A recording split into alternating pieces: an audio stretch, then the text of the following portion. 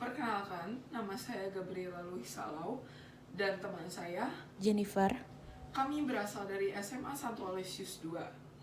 Kami akan mempresentasikan praktikum mandiri fisika, yaitu pembuatan mikrofon laser. Dari percobaan ini, kami ingin mengetahui pengaruh besar frekuensi terhadap kekuatan suara yang ditangkap. Dan juga kami ingin mengetahui bidang pemantul yang dapat digunakan untuk memantulkan sinar laser dan menggetarkan bunyi. Saya akan membahas tentang proses pengerjaan dan alat bahan yang digunakan, dan akan dilanjutkan oleh teman saya Jennifer untuk membahas eksperimen percobaan dan pembahasan hasil. Untuk pembuatan mikrofon laser sendiri, dibutuhkan satu buah rangkaian receiver. Rangkaian receiver ini digunakan untuk menerima pantulan cahaya laser dari bidang pemantul yang kemudian akan menangkap sinyal. Rangkaian receiver ini dibuat dengan 3 buah fotodiode BPW34, 3 buah resistor 10K ohm, dan baterai 9 volt. Setelah rangkaian selesai dibuat, kami membuat susunan alat. Untuk susunan alat ini, kami menggunakan kayu sebagai alas dengan ukuran panjang 20 cm dan lebar 10 cm. Pada percobaan ini, bidang pemantul yang kami gunakan adalah aluminium foil dengan ukuran 2 x 1,5 cm. Jarak dari bidang pemantul ke laser adalah 8,5 cm. Dan jarak dari bidang pemantul ke fotodiode BPW34 adalah 11,5 cm.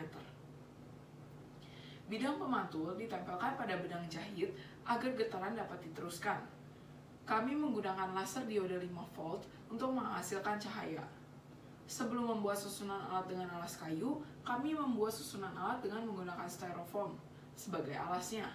Kami mengganti alas menjadi kayu karena styrofoam terlalu ringan, sehingga percobaan sulit untuk dilakukan. Saat percobaan, kami menggunakan CD sebagai bidang pemantul, tetapi CD tidak dapat digetarkan oleh sumber suara. Selain itu, kami mencoba menempelkan bidang pemantul pada tali yang lebih tebal, yaitu benang kasur. Tetapi benang kasur juga tidak dapat digetarkan oleh sumber suara.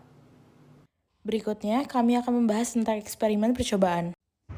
Pertama, set frekuensi pada sumber bunyi, lalu dekatkan dan jauhkan sumber bunyi tersebut agar kita dapat mengetahui perbedaan gelombang suara yang terdeteksi.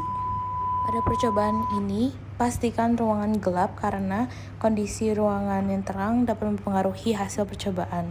Dikarenakan cahaya lampu dari PLN memiliki tegangan yang berbeda dan gelombangnya juga berbeda-beda.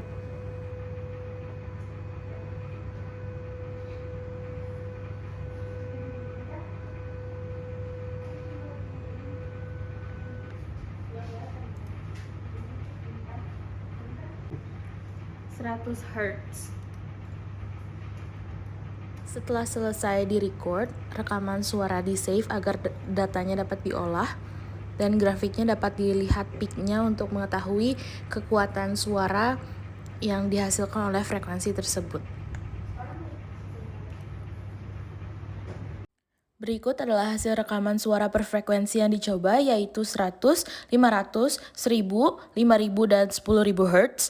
Lalu pengolahan data dilakukan per frekuensi secara terpisah dengan cara diblok bagian yang terdengar suara terjelasnya dan diklik Analyze lalu pilih Plot Spectrum. Maka akan muncul grafik seperti ini. Grafik di-set di ukuran atau size yang sama, yaitu 16.384.